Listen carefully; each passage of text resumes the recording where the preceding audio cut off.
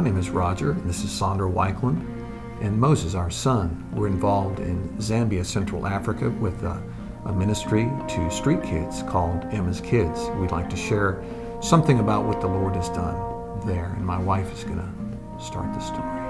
I was at social welfare department in Mufalira one day, and the social service lady said, somebody wants you at the police department. So I went over there, and there was a little boy with his stepmother, his uncle, and two other siblings. The officer said, I'd like some help with this child, but we need to move him out of the police department because it will cause a disturbance. So I called my husband, and he was at Emma's Kids Complex in the chapel area. So he said, we'll bring Justin, his name's Justin, over, and let's take this to the Lord. And I'll let my husband talk to you about the great work that the Lord has done in this little boy's life. Justin, at a very early age, had been involved in witchcraft because his grandmother was a witch. And we won't discuss all the things he was involved in, but it was very bizarre.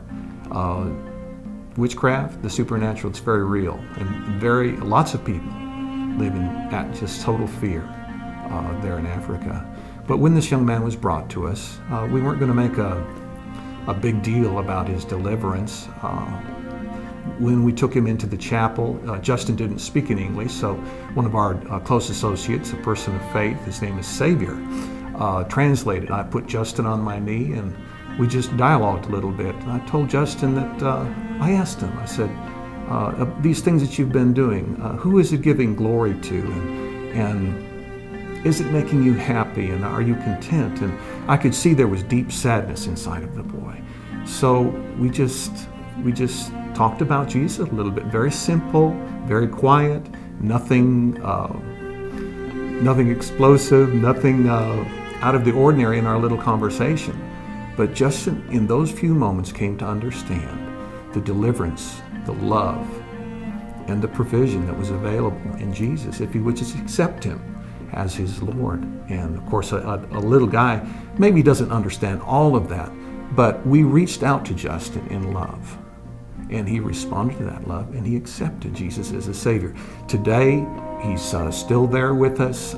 He's very much involved in the program, even though at one point he had a dream, and his grandmother was beckoning to him, come back to us, and actually there was she was trying to intimidate him and that sort of thing, but Justin held on to his faith, and we're just delighted that we were there because people had made it possible for us to be there in Africa to really, Jesus set this one little captive free. And we trust that God is going to use this young man, as he's going to use each of our children there at the ministry, to do a great work for the Lord there in Zambia, Central Africa.